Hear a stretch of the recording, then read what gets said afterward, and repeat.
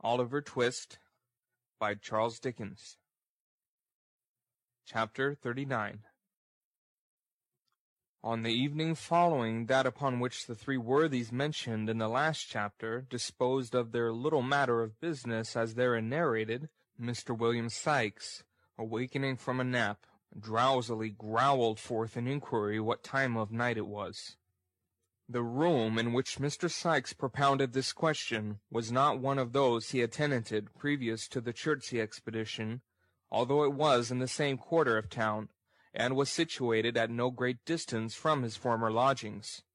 It was not in appearance so desirable a habitation as his old quarters, being a mean and baldly furnished apartment of very limited size, lighted only by one small window in the shelving roof, and abutting on a close and dirty lane.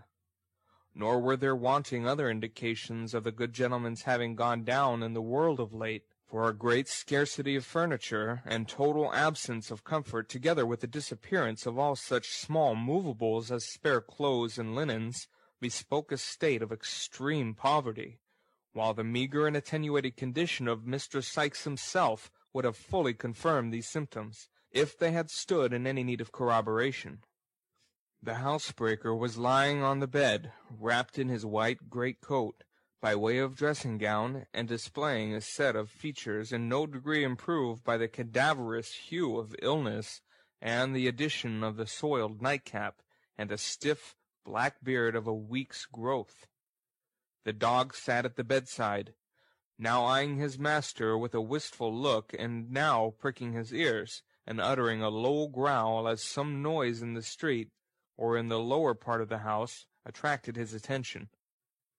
Seated by the window, busily engaged in patching an old waistcoat which formed a portion of the robber's ordinary dress, was a female, so pale and reduced with watching and privation that there would have been a considerable difficulty in recognizing her as the same Nancy who had already figured in this tale, but for the voice in which she replied to Mr. Sikes's question.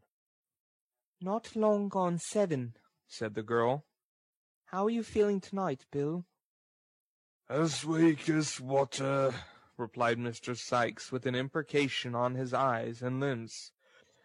"Here, lend us a hand, and let me get off this thundering bed anyhow." Illness had not improved Mr. Sikes's temper, for as the girl raised him up and led him to a chair, he muttered various curses on her awkwardness and struck her. "Whining, are you?" said Sikes. "Come, don't stand snivelling there. If you can't do anything better than that, cut off altogether, do you hear me?" "I hear you," replied the girl, turning her face aside, and forcing a laugh. "What fancy have you got in your head now?" "Oh, you've thought better of it, have you?" growled Sikes, marking the tear which trembled in her eye. "All the better for you, you have." "Why, you don't mean to say you've been hard upon me tonight, Bill?" said the girl, laying her hand upon his shoulder. "No!" cried Mr. Sikes. "Why not?" "Such a number of nights," said the girl, with a touch of woman's tenderness, which communicated something like sweetness of tone even to her voice. "Such a number of nights as I've been patient with you, nursing and caring for you as if you had been a child, and this the first that I've seen you like yourself. You wouldn't have served me as you did just now if you'd thought of that, would you? Come, say you wouldn't." "Well, then," rejoined Mr. Sikes. "Why, damn, now the girl's whining again." "It's nothing," said the girl, throwing herself into a chair. "Don't you seem to mind me. It'll soon be over." "What'll be over?" demanded Mr. Sikes in a savage voice. "What kind of foolery are you up to now again? Get up and bustle about, and don't come over here with your woman's nonsense." At any other time, this remonstrance, and the tone in which it was delivered, would have had the desired effect. But the girl, being really weak and exhausted, dropped her head over the back of the chair and fainted, before Mr. Sikes could get out a few of the appropriate oaths with which, on similar occasions, he was accustomed to garnish his threats. not knowing very well what to do in this uncommon urgency, for Miss Nancy's hysterics were usually of that violent kind which the patient fights and struggles out of without much assistance. Mr. Sikes tried a little blasphemy, and finding that mode of treatment wholly ineffectual, called for assistance. "What's the matter here, my dear?" said Fagin, looking in. "Lend a hand to the girl, can't you?" replied Sikes impatiently. "Don't stand chattering and grinning at me." With an exclamation of surprise, Fagin hastened to the girl's assistance, while Mr. John Dawkins, otherwise the Artful Dodger, who had followed his venerable friend into the room, hastily deposited on the floor a bundle with which he was laden, and snatching a bottle from the grasp of Master Charles Bates, who came close at his heels, uncorked it in a twinkling with his teeth, and poured a portion of the contents down the patient's throat, previously taking a taste himself to prevent mistakes. "Give her a whiff of fresh air with the bellows, Charlie," said Mr. Dawkins. "and you slap her hands, Fagin, while Bill undoes the petticoats." These united restoratives, administered with great energy, especially that department consigned to Master Bates, who appeared to consider his share in the proceedings a piece of unexampled pleasantry, were not long in producing the desired effect. The girl gradually recovered her senses, and, staggering to a chair by the bedside, hid her face upon the pillow, leaving Mr. Sikes to confront the newcomers, and in some astonishment at their unlooked-for appearance. "Why, what evil wind has blowed you here?" he asked Fagin. "No evil wind at all, my dear, for evil winds blow nobody any good, and I've brought something good with me that you'll be glad to see. Dodger, my dear, open the bundle, and give Bill the little trifles that we spent all our money on this morning." In compliance with Mr. Fagin's request, the Artful untied this bundle, which was of large size and formed of an old tablecloth, and handed the articles it contained one by one to Charlie Bates, who placed them on the table with various encomiums on their rarity and excellence. "It's your rabbit pie, Bill!" exclaimed that young gentleman, disclosing to view a huge pasty. "Sich delicate creatures with sich tender limbs, Bill, that the weary bones melt in your mouth, and there's no occasion to pick 'em. Half a pound of 7 and 6 green, so precious strong that if you mix it with boiling water you'll go nigh to blow the lid of the teapot off. 1.5 pounds of moist sugar that the niggers didn't work at all afore they got it up to sich a pitch of goodness. Oh no, 2 half-quartern brands, pound of best fresh, piece of double Gloucester, and to wind it all up, some of the richest sort you ever lashed." Uttering this last panegyric, Master Bates produced from one of his extensive pockets a full-sized wine bottle carefully corked, while Mr. Dawkins at the same instant poured out a wine-glassful of raw spirits from the bottle he carried, which the invalid tossed down his throat without a moment's hesitation. "Ah!" said Fagin, rubbing his hands with great satisfaction. "You'll do, Bill. You'll do now." "Do?" exclaimed Mr. Sikes. "I might have done for all 20 times over afore you'd done anything to help me. What do you mean by leaving a man in this state 3 weeks or more, you false-hearted vagabond?" "Only hear him, boys," said Fagin, shrugging his shoulders. "And us come to bring him all these beautiful things." "The things is well enough in their way," observed Mr. Sikes, a little soothed as he glanced over the table. "But what have you got to say for yourself? Why should you leave me here, down in the mouth, health, blunt, and everything else, and take no more notice of me all this mortal time than I've had ere dog? Drive him down, Charlie." "I've never seen a jolly dog as that," cried Master Bates, doing as he was desired. "Smelling the grub like an old lady going to market. He'd make his fortune on the stage, that dog would, and revive the drama besides." "Hold your din!" cried Sikes, as the dog retreated under the bed, still growling angrily. What have you got to say for yourself, you withered old fence, eh? I was away from London a week or more, my dear, on the plant, replied the Jew. And what about the other fortnight? Demanded Sikes. What about the other fortnight that you left me lying here like a sick rat in this hole? I couldn't help it, Bill. I can't go into a long explanation before company, but I couldn't help it, upon my honor. Upon your what? Growled Sikes with excessive disgust. Here, cut me off a piece of that pipe. One of you boys to take the taste out of my mouth, or it'll choke me dead. Don't be out of temper, my dear, urged Fagin submissively. I have never forgot you, Bill.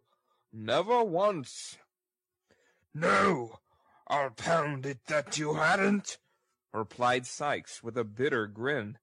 You have been scheming and plotting away every hour that I have laid shivering and burning here, and Bill was to do this, and Bill was to do that, and Bill was to do it all dirt cheap as soon as he got well, and was quite poor enough for your work. If it hadn't been for the girl, I might have died. There now, Bill, remonstrated Fagin, eagerly catching at the word.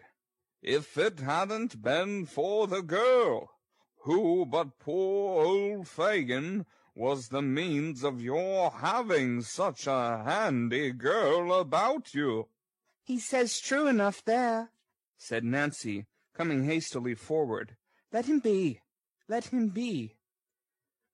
Nancy's appearance gave a new turn to the conversation, for the boys, receiving a sly wink from the wary old Jew, began to ply her with liquor, of which, however, she took very sparingly, while Fagin, assuming an unusual flow of spirits, gradually brought Mr. Sikes into a better temper by affecting to regard his threats as a little pleasant banter, and moreover by laughing very heartily at one or two rough jokes, which, after repeated applications to the spirit bottle, he consented to make. It's all very well, said Mr. Sikes, but I must have some blunt from you tonight. I haven't a piece of coin about me, replied the Jew. Then you've got lots at home, retorted Sikes, and I must have some from there. Lots? Cried Fagin, holding up his hands. I haven't so much as would... I don't know how much you've got, and I dare say you hardly know yourself, as it would take a pretty long time to count it, said Sikes, but I must have some tonight, and that's flat. Well, well, said Fagin with a sigh. I'll send the artful round presently. You won't do nothing of the kind, rejoined Mr. Sikes. The artful's a deal too artful, and would forget to come, or lose his way, or get dodged by traps and so be prevented, or anything for an excuse if you put him up to it. Nancy shall go to the ken and fetch it, to make all sure, and I'll lie down and have a snooze while she's gone. After a great deal of haggling and squabbling, Fagin beat down the amount of the required advance from £5 to £3 4 and 6pence, protesting with many solemn asseverations that would only leave him 18pence to keep house with, Mr. Sikes sullenly remarking that if he couldn't get any more, he must accompany him home. With the Dodger and Master Bates put the eatables in the cupboard. The Jew then, taking leave of his affectionate friend, returned homeward, attended by Nancy and the boys. Mr. Sikes, meanwhile, flinging himself on the bed and composing himself to sleep away the time until the young ladies' return. In due course they arrived at Fagin's abode, where they found Toby Crackit and Mr. Chitling intent upon their 15th game at cribbage, which it is scarcely necessary to say, the latter gentleman lost, and with it his 15th and last sixpence, much to the amusement of his young friends. Mr. Crackit, apparently somewhat ashamed at being found relaxing himself with a gentleman so much his inferior in station and mental endowments, yawned, and inquiring after Sikes, took up his hat to go. "Has nobody been, Toby?" asked Fagin. "Not a living leg," answered Mr. Crackit, pulling up his collar. "It's been as dull as swipes. You ought to stand something, handsome Fagin, to compensate me for keeping house so long. Damn, I'm as flat as a juryman, and should have gone to sleep as fast as Newgate if I hadn't had the good night to amuse this youngster. Or dull, I'm blessed if I ain't." With these and other ejaculations of the same kind, Mr. Toby Crackit swept up his winnings, and crammed them into his waistcoat pocket with a haughty air, as though such small pieces of silver were wholly beneath the consideration of a man of his figure. This done, he swaggered out of the room with so much elegance and gentility that Mr. Chitling, bestowing numerous admiring glances on his legs and boots till they were out of sight, assured the company that he considered his acquaintance cheap at 15 an interview, and that he didn't value his losses the snap of his little finger. "What a rum chap you are, Tom," said Master Bates, highly amused by this declaration. "Not a bit of it," replied Mr. Chitling. "Am I, Fagin?"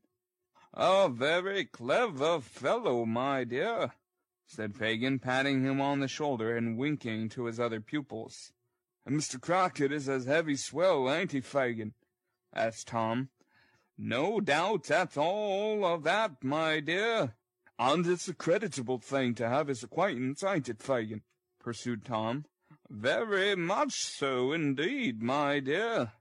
They're only jealous, Tom, because he won't give it to them." "Ha ha!" cried Tom triumphantly. "That's where it was. He'd clean me out, but I can go and earn some more when I like, can't I, Fagin?" "To be sure you can. And the sooner you go, the better, Tom. So make up your loss at once, and don't lose any more time. Dodger! Charlie! It's time you were on the lay. Come, it's near 10, and nothing's done yet." In obedience to this hint, the boys, nodding to Nancy, took up their hats and left the room. The Dodger and his vivacious friend indulging as they went in many witticisms at the expense of Mr. Chitling, in whose conduct, it is but justice to say, there was nothing very conspicuous or peculiar. Inasmuch as there are a great number of spirited young bloods upon town who pay a much higher price than Mr. Chitling for being seen in good society, and a great number of fine gentlemen composing the good society aforesaid, who established their reputation upon very much the same footing as Flash Toby Crackit. "Now," said Fagin, when they had left the room, "I'll go and get you that cash, Nancy. This is the only key of a little cupboard where I keep a few odd things the boys get, my dear. I never lock up my money, for I've got none to lock up, my dear. None to lock up. It's a poor trade, Nancy, and no thanks, but I'm fond of seeing the young people about me. I bear it all.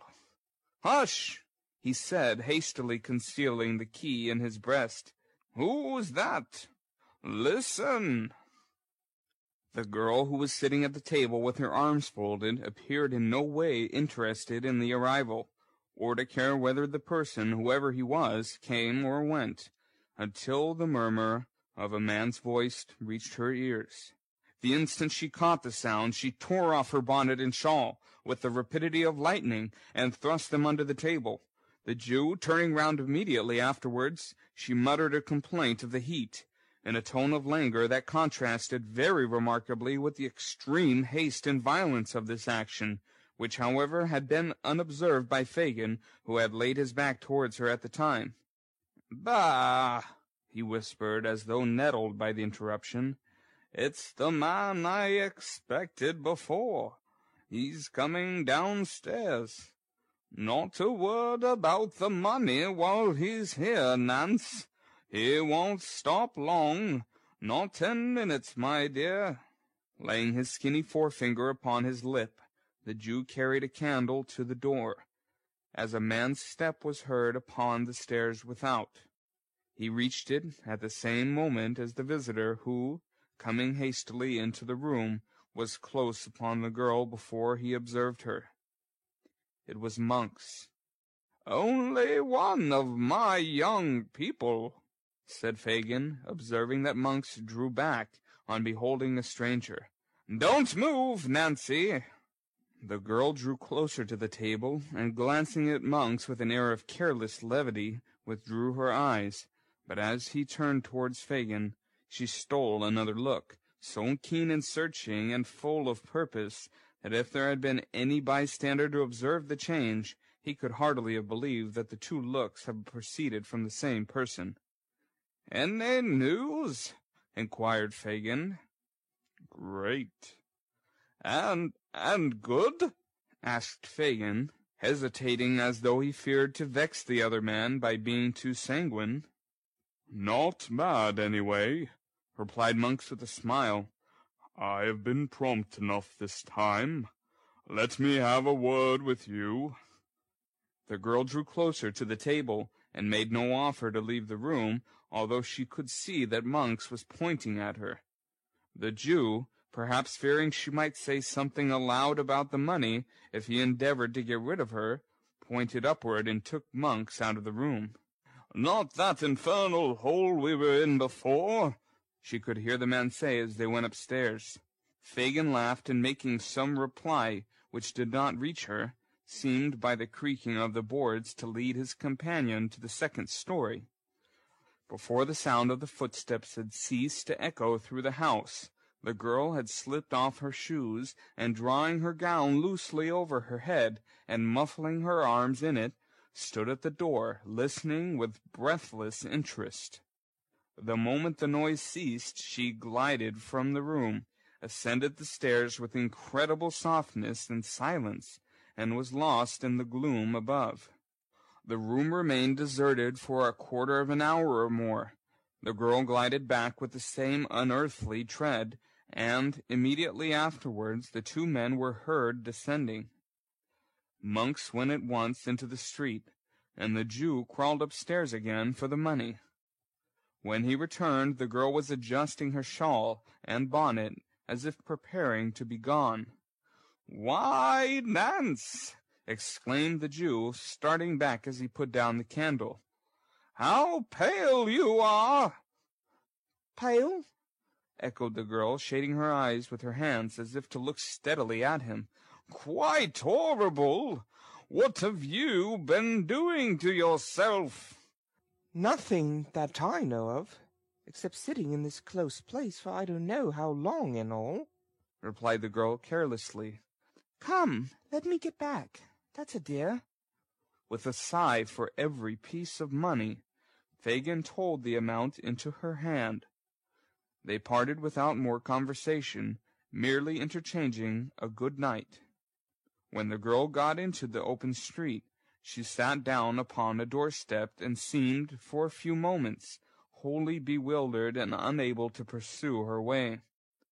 Suddenly she arose, and hurrying on in a direction quite opposite to that in which Sikes was awaiting her return, quickened her pace until it gradually resolved into a violent run. After completely exhausting herself, she stopped to take a breath, and, as if suddenly recollecting herself and deploring her inability to do something she was bent upon, wrung her hands and burst into tears. It might be that her tears relieved her, or that she felt the full hopelessness of her condition, but she turned back, and hurrying with nearly as great rapidity in the contrary direction, partly to recover lost time and partly to keep pace with the violent current of her own thoughts, soon she reached the dwelling where she had left the housebreaker. If she betrayed any agitation when she presented herself to Mr. Sikes, she did not observe it, for merely inquiring if she had brought the money, and receiving a reply in the affirmative, he uttered a growl of satisfaction, and replacing his head upon the pillow, resumed the slumbers which her arrival had interrupted. It was fortunate for her that the possession of money occasioned him so much employment next day in the way of eating and drinking, and withal had so beneficial an effect in soothing down the asperities of his temper, that he had neither time nor inclination to be very critical upon her behavior and deportment. That she had all the abstracted and nervous manner of one who is on the eve of some bold and hazardous step, which it has required no common struggle to resolve upon, would have been obvious to the lynx-eyed Fagin, who would most probably have taken the alarm at once. But Mr. Sikes, lacking the niceties of discrimination, and being troubled with no more subtle misgivings than those which resolve themselves into a dogged roughness of behavior towards everybody, and being furthermore in an unusually amiable condition, as has been already observed, saw nothing unusual in her demeanor, and indeed troubled himself so little about her that had her agitation been far more perceptible than it was, it would have been very unlikely to have awakened his suspicions. As the day closed in, the girl's excitement increased, and when night came on, as she sat by, watching until the housebreaker should drink himself asleep, there was an unusual paleness in her cheek, and a fire in her eye, that even Sikes observed with astonishment. Mr. Sikes, being weak from the fever, was lying in bed taking hot water with his gin to render it less inflammatory, and had pushed his glass towards Nancy to be replenished for the third or fourth time, when these symptoms first struck him. "Why, burn my body!" said the man, raising himself on his hands as he stared the girl in the face. "You look like a corpse come to life again. What's the matter?" "Matter?" replied the girl. "Nothing. What do you look at me so hard for?" "What foolery is this?" demanded Sikes, grasping her by the arm and shaking her roughly. "What is it? What do you mean? What are you thinking of?" "Of many things, Bill," replied the girl, shivering as she did so, pressing her hands upon her eyes. "But, Lord, what odds in that?" The tone of forced gaiety in which these last words were spoken seemed to produce a deeper impression on Sikes than the wild and rigid look which had preceded them. "I'll tell you what it is," said Sikes. "If you haven't caught the fever, and got it coming on now, there's something more than usual in the wind, and something dangerous, too. You're not to go into... No, damn, you wouldn't do that." "Do what?" asked the girl. "There ain't," said Sikes, fixing his eyes upon her and muttering these words to himself, "there ain't a stauncher-hearted gal going, or I'd have cut her throat 3 months ago. She's got the fever coming on. That's it." Fortifying himself with this assurance, Sikes drained the glass from the bottom, and then, with many grumbling oaths, called for his physic. The girl jumped up with great alacrity, poured it quickly out, but with her back towards him, and held the vessel to his lips, while he drank off the contents. "Now," said the robber, "come and sit aside of me, and put on your own face, or I'll alter it so that you won't know it again when you do want it." The girl obeyed. Sikes, locking her hand in his, fell back upon the pillow, turning his eyes upon her face. They closed, opened again, closed once more, again opened. He shifted his position restlessly, and after dozing again and again, for 2 or 3 minutes, and as often springing up with a look of terror, and gazing vacantly about him, was suddenly stricken, as it were, while in the very attitude of rising, into a deep and heavy sleep. The grasp of his hand relaxed. The upraised arm fell languidly by his side, and he lay like one in a profound trance.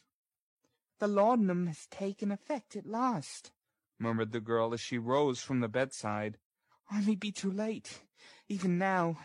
She hastily dressed herself in her bonnet and shawl, looking fearfully round from time to time as if, despite the sleeping draught, she expected every moment to feel the pressure of Sikes's heavy hand upon her shoulder. Then, stooping softly over the bed, she kissed the robber's lips, and then, opening and closing the room door with noiseless touch, hurried from the house. A watchman was crying 9:30 down a dark passage through which she had to pass, in gaining the main thoroughfare. "Has it long gone, the half-hour?" asked the girl. "It'll strike the hour in another quarter," said the man, raising his lantern to her face.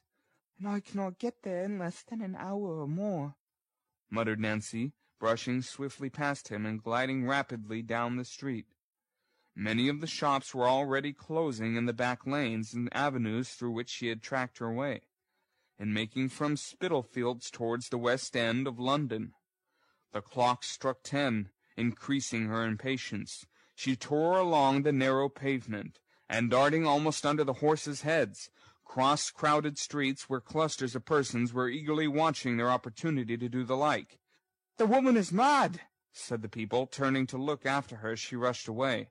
When she reached the more wealthy quarter of the town, the streets were comparatively deserted, and here her headlong progress excited a still greater curiosity in the stragglers whom she hurried past. Some quickened their pace behind, as though to see whether she was hastening at an unusual rate, and a few made head upon her, and looked back surprised at her undiminished speed.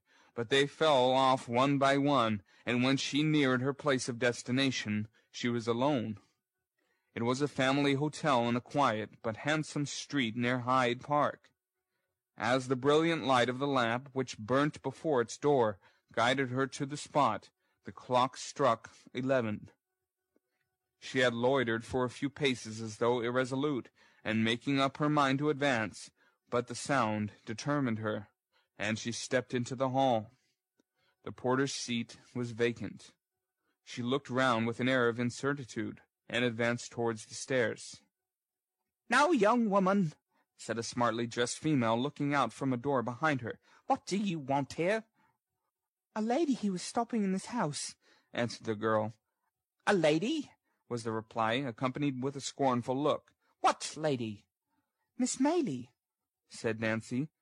The young woman, who had by this time noted her appearance, replied only by a look of virtuous disdain, and summoned a man to answer her. To him Nancy repeated her request. "What name am I to say?" asked the waiter. "It's of no use saying any," replied Nancy. "No business?" said the man. "No, nor that either," rejoined the girl. "I must see the lady." "Come," said the man, pushing her towards the door. "None of this. Take yourself off." "I shall be carried out if I go," said the girl violently. "and I can make that a job that two of you won't like to do. Isn't there anybody here," she said, looking round, "that will see a simple message carried for a poor wretch like me?" This appeal produced an effect on a good-tempered-faced man-cook, who with some of the other servants was looking on, and who stepped forward to interfere. "Take it up for her, Joe, can't you?" said this person. "What's the good?" replied the man. "You don't suppose the young lady will see such as her, do you?" This allusion to Nancy's doubtful character raised a vast quantity of chaste wrath in the bosoms of 4 housemaids, who remarked with great fervor that the creature was a disgrace to her sex, and strongly advocated her being thrown ruthlessly into the kennel. "Do what you like with me," said the girl, turning to the men again, "but do what I ask you first, and I ask you to give this message for God Almighty's sake." The soft-hearted cook added his intercession, and the result was that the man who had first appeared undertook its delivery. "What's it to be?" said the man, with one foot on the stairs. "That a young woman earnestly asked to speak with Miss Maylie alone," said Nancy, "and that if the lady will only hear the first word she has to say, she will know whether to hear her business or to have her turned out of doors as an impostor." "I say," said the man, "you're coming it strong." "You give the message," said the girl firmly, "and let me hear the answer." The man ran upstairs. Nancy remained, pale and almost breathless, listening with quivering lip to the very audible expressions of scorn of which the chaste housemaids were very prolific, and of which they became still more so when the man returned, and said the young woman was to walk upstairs. "It is not good being proper in this world," said the first housemaid. "Brass can do better than the gold which has stood the fire," said the second. The third contented herself with wondering "what ladies was made of," and the fourth took the first in a quartet of "shameful," with which the Dianas concluded. Regardless of all this, for she had weightier matters at heart, Nancy followed the man, with trembling limbs, to a small antechamber, lighted by a lamp from the ceiling. Here he left her, and retired. End of chapter 39.